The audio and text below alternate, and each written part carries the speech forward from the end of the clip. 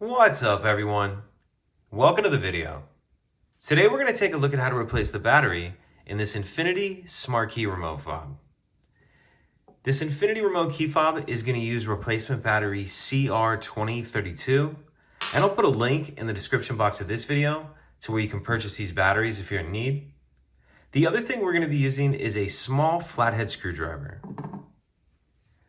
The first thing we want to do is remove the emergency key that's in the bottom of the key fob.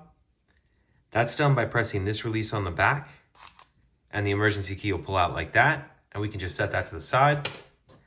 Now, if we grab our screwdriver and we take a look at the bottom of the fob, we see these two notches, one right here and one right here.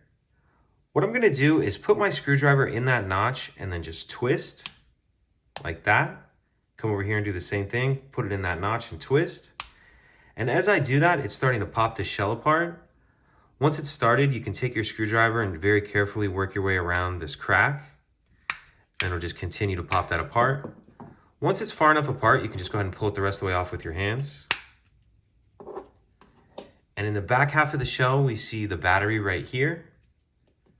I'll grab my screwdriver, use it to get under the edge of the battery and get it out of that holder.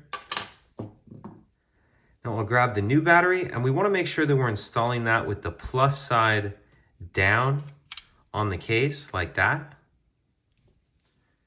And now once we have our new battery installed, we'll go ahead and snap the two halves back together. Make sure it's all the way snapped shut. Slide our emergency key back in, and that's it. If you have any questions, please let me know. If you could take a second to like and subscribe, it helps us out, and I'd appreciate it. Thank you.